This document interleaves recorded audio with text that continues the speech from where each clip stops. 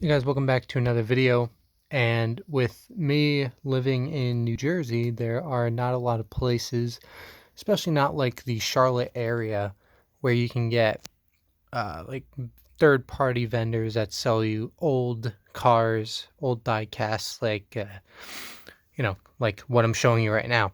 But where I live, there is in the summertime there is a car show in the parking lot of Wendy's, and with that brings vendors, and they do it every Thursday night. But I think this is one of the first nights that they actually had it, because the last few weeks have been terrible with weather, and classic cars, the slightest bit of rain, they cancel it.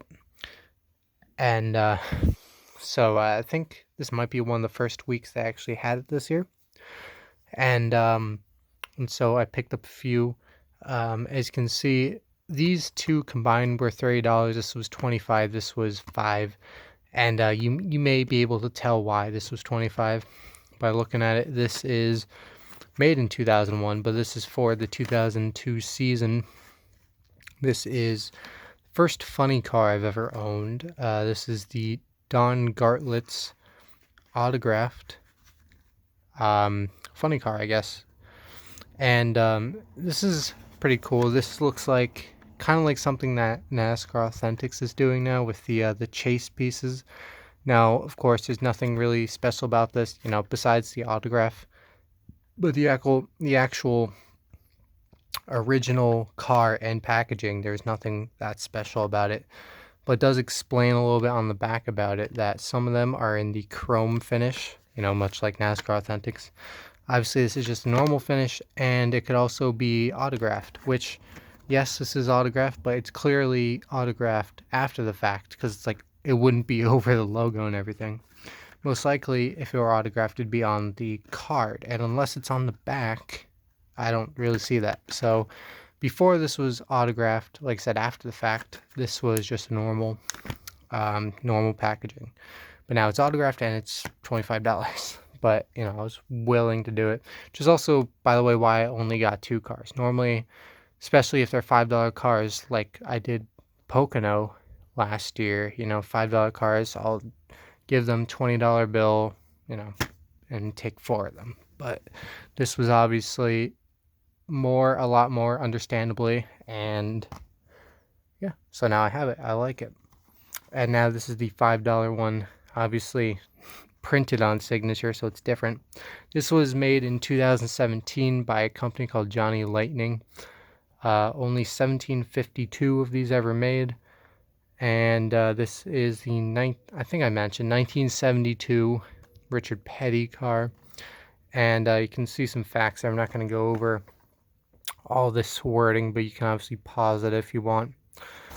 But just before unpackaging this, I can see that this is pretty different, because a lot of the STP cars we know are basically this, but even the hood is usually red. This one, it's black, which is strange. And the hood, or not the hood, the roof is a little different too. You see the numbers kind of horizontal, and the red kind of looks like it may creep up a little bit more. So it's a very unique car, and the axles are sticking out pretty far. But yeah, so I'm going to do something that probably some of you will hate. I'm going to try to unpackage both of these, and probably most of you won't care about this one, but like with this one, people are going to hate me. Like I've gotten hate, well, I guess only one person was kind of pissed off at me in the comments of a video because I unpackaged these cars over here, the liquid color cars, which, by the way, are not as rare. I mean, they're rare, but they're not as rare as, most people think. So, and like, I'm not someone who keeps it in the packaging because of value, because I never plan to sell these ever. So if I'm going to have something valuable, I want the value to come from the car itself, not necessarily because it's still in the packaging. For me, buying this, there's no point if I'm just going to keep it in the packaging, because it's for my personal use. I don't care about the value because I don't plan to sell it.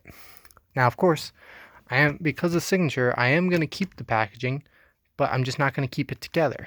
You know, I'm going to try to maneuver this car out of the packaging. And with the way it is, with a lot of these with the cardboard backing and the plastic just kind of on top of it, with a lot of these, it is easy to rip those off without doing anything to the packaging. So this should be pretty easy, and I'll be back when I have that finished. Okay, so here we are. Here come the hate comments because of the degrading value of this now that I opened it. But as you can see, I have I did actually end up using scissors to carefully cut out the car and a card without doing anything to the packaging, just touching the plastic. And now you can read the Word 2002 preview. And there we go. The actually, I might stick the card back in just because it kind of, I actually think it does kind of go well. But the funny car is going on the shelf.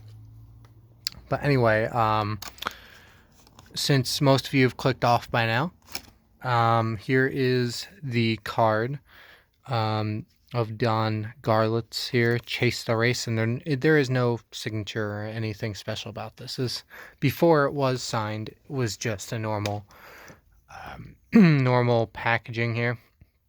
And here we go. Like I said, this is my first funny car. I don't watch as much NHRA as I do other motorsports.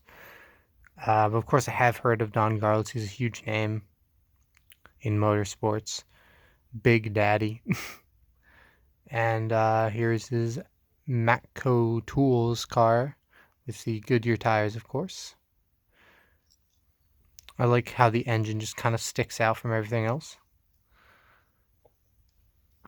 And yeah, like I said, I don't watch a lot of NHRA, but to me, this is pretty cool. It looks pretty accurate, too. I assume it's accurate for a 2002 funny car. But there you go. Now we move on to this. I did the same thing with this, even though this doesn't have a lot of tremendous value on it. I just like the packaging, and it's like a historic sort of thing. It kind of gives you the history of Petty. It's not just like your everyday Walmart NASCAR Authentics packaging that doesn't really mean anything. You can just throw it away. Or recycle it. Recycle your cardboard, kids. But this car is significantly heavier, which I assume means that's a higher quality. It seems like a higher quality to me. I can't tell if this hood is going to open or not. It kind of looks like it should, but I don't think it does. But there we go. There's the axles I was talking about that just stick out unnecessarily. But there we go. STP, oil filters, oil treatment. And I like how the gas nozzle is just painted blue.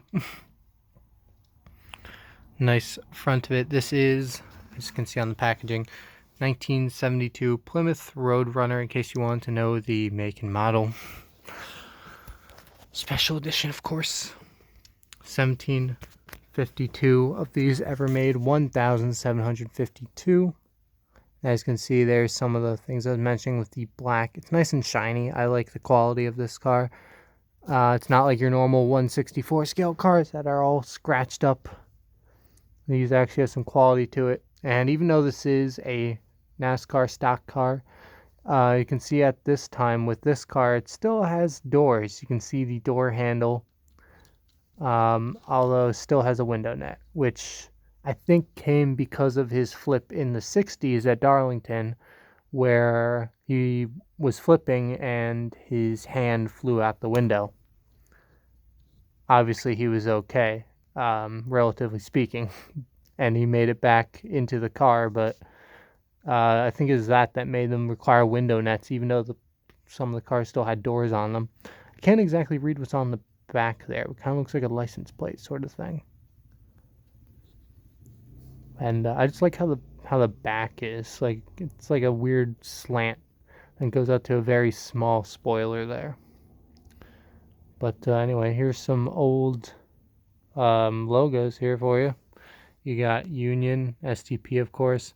Those are really the only. I see Champion, which doesn't really change their logo. I can't really read the other two.